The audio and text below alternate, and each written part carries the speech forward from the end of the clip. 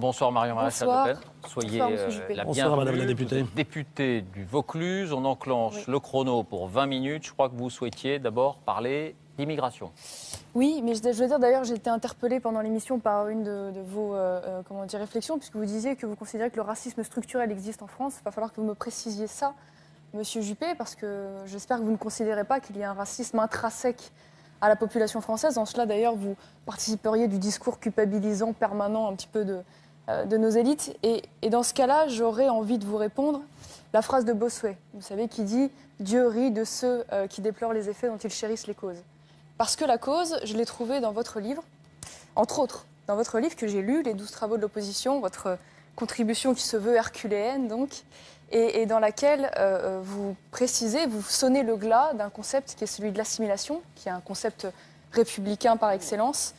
Vous dites qu'il est moralement et humainement critiquable, et en cela, vous préférez le terme intégration que vous définissez, d'ailleurs, je cite, comme l'accueil de ceux qui nous rejoignent.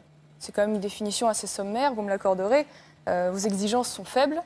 Et en cela, j'ai cru reconnaître une fascination qui me paraît un petit peu dépassée, je vous l'avoue, pour un modèle qui a été appliqué d'ailleurs au Canada, en Angleterre, mais aussi en France par la droite et la gauche depuis des années, qui est celui du multiculturalisme, qui est celui, ce qu'on appelait des accommodements raisonnables, vous devez connaître cela, et dont aujourd'hui on mesure l'échec.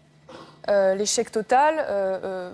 Monsieur Cameron lui-même en déplore les effets. Madame Merkel en 2010 a fait une grande déclaration également en disant que le multiculturalisme était un échec, puisque je vois que vous êtes un fervent admirateur de l'Allemagne et de Bordeaux. Et donc c'est vrai qu'en cela, je m'étonne de cette réflexion, car on mesure tous les jours ces échecs. On le voit avec le millier de Français partis faire le djihad en Syrie. Et je trouve assez irresponsable de s'en prendre comme cela pourtant un modèle qui a fait ses preuves et je crois qu'il est justement le meilleur moyen de lutter contre le racisme parce qu'il permet de se fondre dans une culture qui nous donne des choses en commun. Car je crois que... Alors, il vous répond peut-être. Bien sûr, mais je crois que l'égalité des droits ne suffit pas à créer un terreau commun et à permettre un vivre ensemble. Sur l'assimilation. Sur le racisme structurel, d'abord, un mot, c'est l'expression qui a été utilisée par la personne qui me questionnait. Oui, vous avez cautionné. Non, pas du tout, puisque j'ai dit que les Français n'étaient pas racistes. J'ai simplement dit qu'il existait du racisme en France. Et si on un racisme structurel. Si on l'estime structurel, parce qu'il est durable. Il est durable, hein, au fil des années. Est-ce que d'ailleurs vous englobez le racisme anti-blanc dedans ? Au fil des années. Donc vous avez été vous-même victime ce soir, d'ailleurs. Toutes les formes de racisme, toutes les formes de discrimination. Blanc de Merci de me défendre. Absolument. Je suis très sensible. À votre service. Donc revenons là-dessus. Il y a des manifestations racistes en France. Il y a de l'antisémitisme en France, c'est vrai. Ça n'est pas structurel. Je reviens sur ce mot qui a été utilisé par la personne qui m'interrogeait, mais ça existe. Alors maintenant, sur ce que j'ai appelé l'identité heureuse, je crois que vous m'avez mal compris ou que je me suis mal expliqué. C'est vrai que l'assimilation me paraît un mauvais concept. Qu'est-ce que ça veut dire, l'assimilation ? Qu'on demande à des gens qui viennent chez nous de rompre totalement avec leurs origines. À Rome fait comme les Romains. De tourner la page comme s'ils n'avaient pas des attaches ailleurs. Je crois que c'est impossible, parce que nous vivons dans un monde où, ne serait-ce que par Skype ou les réseaux sociaux, beaucoup de nouveaux arrivants vivent en permanence avec leur famille, qui est souvent restée au pays. Et je crois que ce n'est pas moralement acceptable, parce qu'on ne peut pas demander à des gens de renoncer à ce qu'ils ont été. Pour moi, la nation française, elle s'est constituée par des apports successifs. Nous ne sommes pas les descendants de la Gaule chevelue ou de Clovis. Hein. Au XIXe siècle, la population française s'est enrichie d'apports considérables. Et nos différences font nos richesses. Et quand je parle d'identité heureuse, c'est d'abord ça. Respectons nos différences, ne les nions pas, mais, et c'est là qu'il y a une mauvaise compréhension, quand je parle d'intégration, il ne suffit pas de dire accueil des nouveaux arrivants. Vous dites non, pas du tout. Alors là, je vais vous dire, je connais mon texte. Intégrer, c'est l'accueil de ceux qui nous rejoignent. Intégrer, c'est accueillir. À quelles conditions, madame ? Je ne sais pas, c'est à vous de me le dire. Je veux bien, je vais vous le dire, si vous me permettez de le dire, parce que c'est moi qui ai écrit le texte. Voilà. À condition que quoi ? Que ces nouveaux arrivants, à côté du respect des différences, s'intègrent dans la nation française en acceptant le bien commun de la nation française. Et je dis très explicitement, l'histoire, même s'ils viennent d'ailleurs, Ils doivent connaître l'histoire de la France, la culture française, même s'ils sont d'une autre culture, ils doivent connaître la culture française, la langue française, qui est un puissant facteur d'identité nationale et de cohésion sociale. Donc vous voyez que je ne me contente pas de dire « soyez les bienvenus, venez, on vous accueille ». Je leur demande des efforts et cela s'est traduit dans une disposition législative qui a été faite sous le quinquennat de Nicolas Sarkozy, je crois, ou sous celui de Jacques Chirac, c'est le contrat d'accueil et d'intégration. Quand on arrive en France, on prend des engagements pour partager précisément ce bien commun de la nation française. Donc vous voyez que la différence que vous faites entre assimilation et intégration n'est pas du tout ce que j'ai en tête, et je réfute le modèle communautariste. J'ai vécu au Canada. Oui, mais je veux bien. J'ai pas mon texte sous les yeux, donc je pourrais, si vous me le donnez, je vais vous trouver les bonnes citations. Je vais vous donner les bonnes. Je ne l'ai pas appris par cœur. Il ne faut rien vous citer. Hein, mais si vous me le donnez, je vous retrouverai les bonnes phrases. Cherchez l'idée de bien commun et d'unité nationale, vous le trouverez. Non, mais j'entends ce que vous dites, mais je suis également en désaccord avec vous, car je considère que le concept d'assimilation n'est pas du tout dépassé, qu'il a fonctionné, contrairement à ce que vous avez dit. Il a fonctionné d'ailleurs en particulier d'ailleurs sur cette immigration du 19e siècle dont vous parlez, cette immigration également du 20e. Vous avez raison, la France a eu des apports successifs, néanmoins nous nous basons sur un peuple qui est un peuple millénaire, quoi qu'on en dise, qui a peu bougé durant ce millénaire et qui a quand même une structure de base qui est porteur d'une culture, d'une histoire, et vous le dites vous-même, qu'il ne faut pas seulement savoir.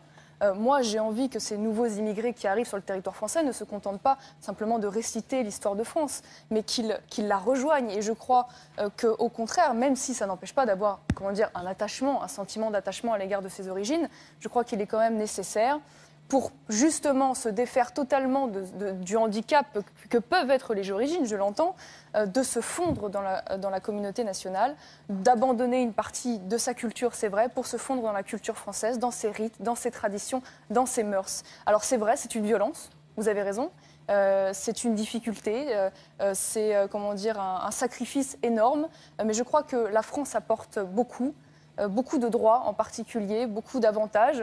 Et je crois que la moindre des choses, lorsque l'on est invité à venir vivre chez quelqu'un, c'est de respecter les règles. Et je crois très honnêtement que le concept que vous défendez, malheureusement, conduit, et je le vois au niveau de ma génération, à ce que deux jeunesses aujourd'hui se regardent en chien de faïence. Alors c'est vrai, nous avons les mêmes droits, nous sommes égaux juridiquement, mais est-ce que ça suffit? Je crois qu'on a besoin de partager autre chose que cela. Et très honnêtement, je suis étonnée. Et je réfute d'ailleurs un autre argument que vous avancez, ou en tout cas de façon subliminale dans votre livre.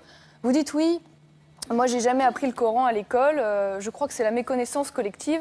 Vous l'avez jamais lu à l'école? Lu, j'ai pas dit appris. Lu. Mon objectif n'était pas de l'apprendre. C'est vrai, lu à l'école, ça aurait été difficile. Lu à l'école, et je crois que c'est la méconnaissance collective qui en gros entraîne la peur de l'islam. Vous savez, moi, j'ai jamais lu non plus la Torah ou les textes hindouistes ou shintoïstes à l'école, et c'est pas pour autant qu'il y a une méfiance à l'égard de cela. Je crois qu'au contraire, ce qui peut créer la méfiance ou la critique, ce sont les revendications politico-religieuses. C'est cela et uniquement cela, c'est pas la méconnaissance globale. Et très honnêtement, je pense qu'en faisant ce type de discours, vous encouragez les gens non seulement à rester dans leur culture, à ne pas renier leurs origines, mais donc de ce fait-là, à faire avancer sur le territoire français les revendications de culture, de rites, de tradition dans la sphère publique française. Donc je pense que c'est assez irresponsable. Et en cela, j'aimerais que vous m'éclairiez. Et notamment peut-être sur ce point précis. Je trouve que votre analyse est très nuancée, mais qu'elle se termine par un mot très fort, qui est celui d'irresponsable. Moi, je n'aime pas le mot fusion. Je ne demande pas aux nouveaux arrivants de se fondre. Quand on se fond, on disparaît, par définition. Je leur demande de s'intégrer, ce qui est sensiblement différent. Tenez, on vous donne votre propre texte. Si vous voulez vous dire. Il faut que je mette mes lunettes et que je le lise. Je ne sais pas si on a le temps. Je suis sûr de moi, je suis sûr que je parle du bien commun constitué par l'histoire, la culture et la langue. Ça, je n'ai aucune hésitation sur ce que j'ai écrit. Alors, quand vous me dites fusion, il faut aussi parler clair, parce que il y a des choses là qui aujourd'hui sont extraordinairement sensibles. Est-ce que vous souhaitez, par exemple, que ceux qui arrivent de l'extérieur, et ils continueront à arriver, j'espère qu'on pourrait parler d'une politique responsable d'immigration. Nous allons en parler juste après. L'immigration zéro, ça n'existe pas. Donc il faut contrôler les flux migratoires, et j'ai quelques propositions fortes à faire. J'ai vu ça. Il y aura des nouveaux arrivants. Est-ce qu'on va leur demander de renoncer à leur religion? C'est une question que je vous pose. Est-ce qu'on va demander... Comment ça Moi, n'a rien à non. voir? Si, vous Ça venez de n'a me rien à dire voir. qu'il faut se fondre dans la culture Absolument. et dans la D'accord. France. Est-ce qu'on va Moi, je vous demander parle aux de la nouveaux sphère publique, arrivants monsieur. de renoncer Non, Je vous parle- ah non, je vous sur parle de la sphère Sur la publique. sphère publique, tout le monde est d'accord. personne- Tout le monde est d'accord. Ah bah non. Vous me parlez de Ah bah non. culture, vous me parlez Tout de le monde langue, n'est vous pas me parlez d'accord. d'histoire. C'est Tout pas le la monde n'est sphère pas publique, d'accord. c'est la sphère intime, celle-là. Donc vous Non, me moi, je dites vous que parle vous de la ne sphère demandez publique, pas que les gens- l'abandon de la religion, dont acte, très bien, c'est parfait. Moi, je vous rejoins quand vous me dites aussi que c'est la méconnaissance qui engendre la peur. Et quand je dis qu'il faut parler à l'école des différentes religions, du Coran, de la Bible, de la religion chrétienne, naturellement, et d'autres religions, c'est simplement pour lutter contre cette méconnaissance qui est génératrice de peur et de fractures. Et puis, un dernier point sur les religions, je suis aussi tout à fait clair. La laïcité, qui est pour moi un principe absolument fondamental de la République, au même titre que la liberté, l'égalité Parce et que la votre fraternité. parti a démontré les la années à venir. laïcité. La laïcité, ça veut dire quoi? Ça ne veut pas dire la guerre contre les religions, ça veut dire la liberté de religion à une condition, c'est que les religions respectent les lois de la République. Quand je vais à la synagogue, j'y étais il n'y a pas très longtemps encore pour la fête du Nouvel An juif, il y a une très belle synagogue à Bordeaux, ça commence comment? Ça commence par la prière pour la République française. Parce que la religion juive a toujours reconnu la loi de la République et le partage entre le temporel et le spirituel.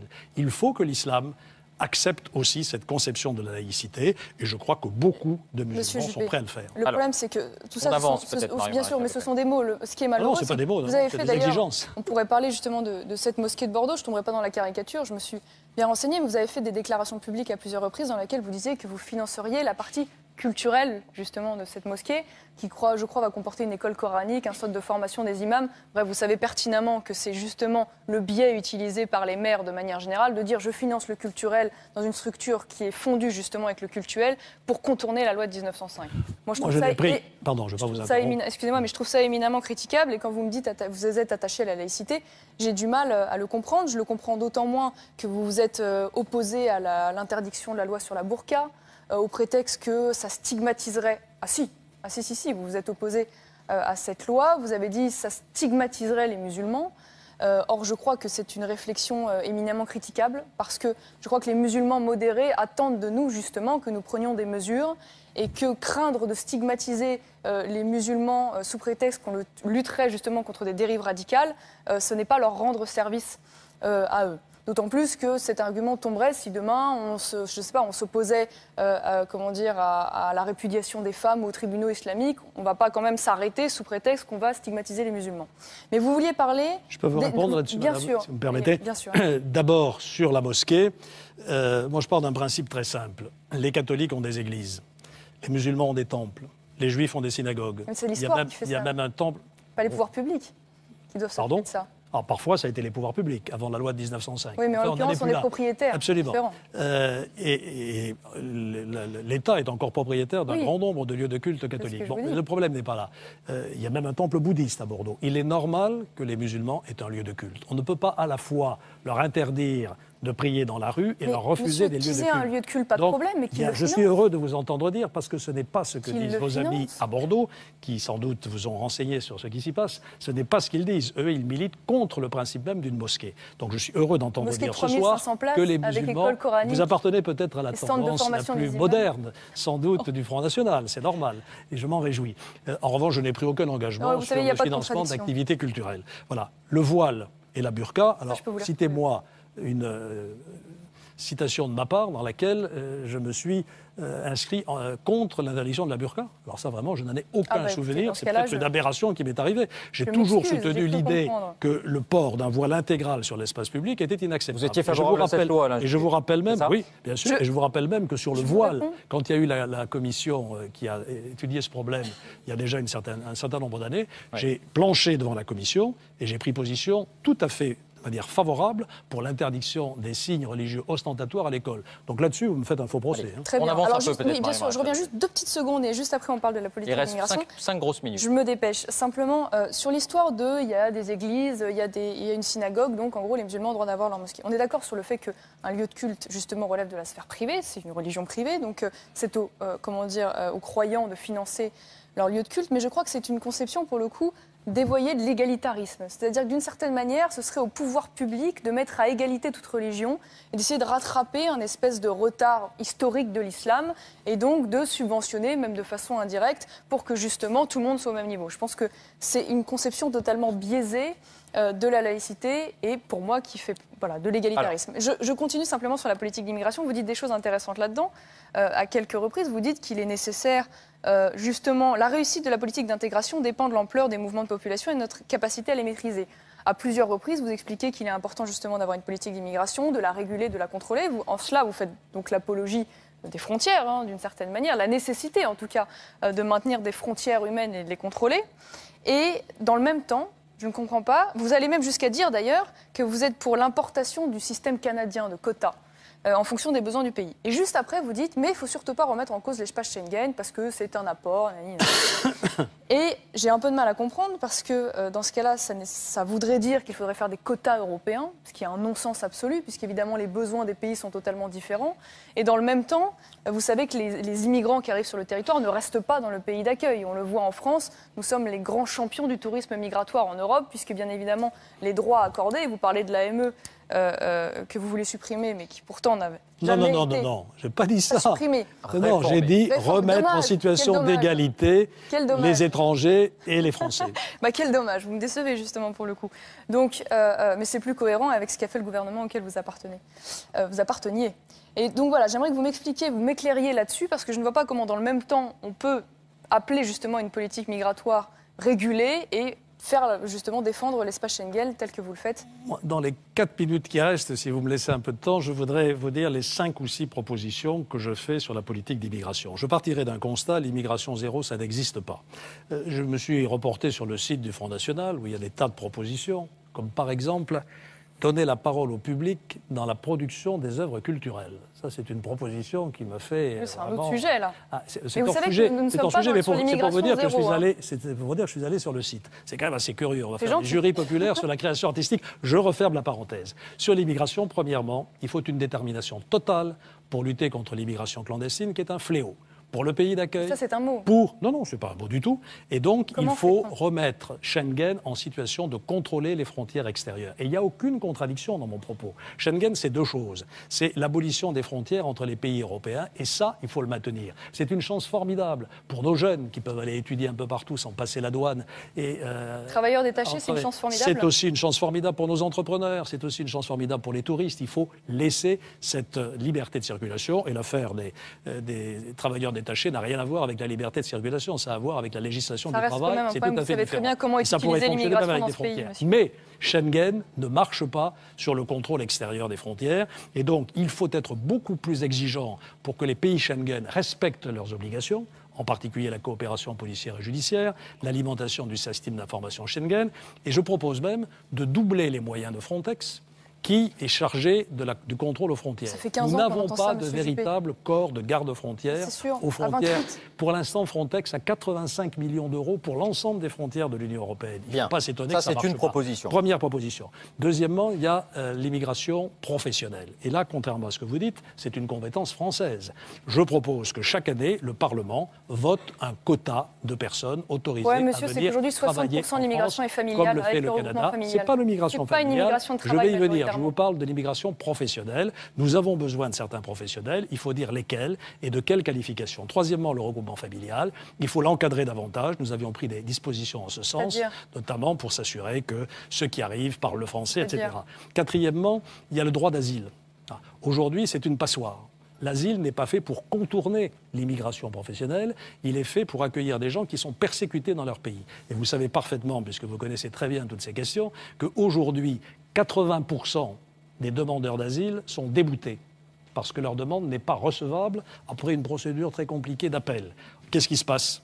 Eh bien, ils restent sur le territoire national dans une situation de non-droit. Eh bien, ça, c'est pas possible. Il faut réformer le droit d'asile, il faut accélérer les procédures et il faut faire entendre très clairement à l'extérieur... C'est ce qui est en train d'être fait, théoriquement. Il y a une loi bientôt qui va passer. C'est pas encore fait. Mais cette loi, elle augmente les droits des demandeurs d'asile. Elle veut raccourcir les délais, mais en même temps, elle augmente leurs droits. Il faut un message très fort à l'étranger en disant que nous n'accepterons pas que le droit d'asile soit détourné de sa vocation. Et je termine enfin, un dernier point, c'est ce qu'on appelle les obligations de quitter le territoire national.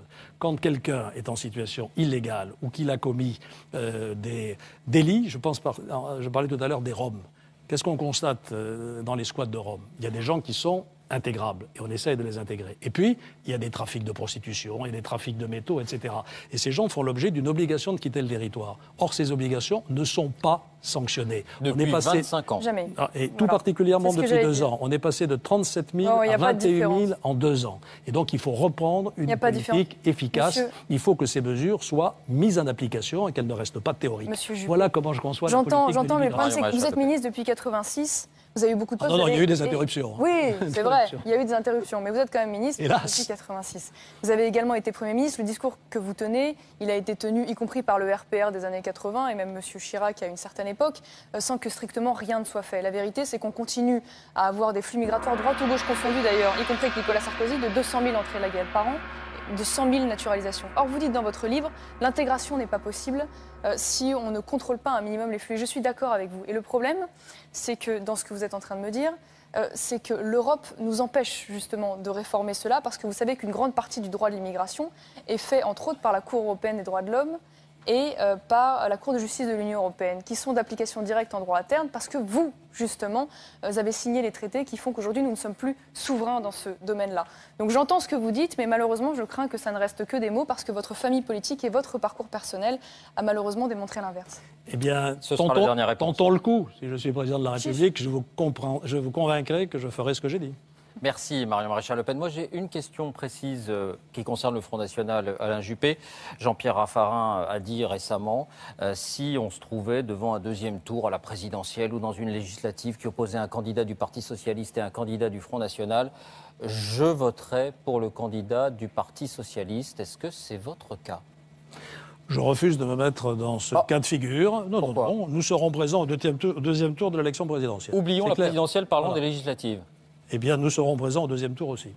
D'ailleurs, il n'y a jamais eu d'alliance entre le Front National et... Non, mais ça, c'est une vraie question. Non, c'est pas une question. C'est pas une question pour aujourd'hui. C'est une vraie question. Moi, j'ai toujours dit que ça dépend de la personnalité du candidat socialiste. Si c'est un extrémiste de la gauche, je ne sais trop quoi, extrêmement rouge, etc., ça me pose un problème. Si c'est un social-démocrate, ça m'en pose moins.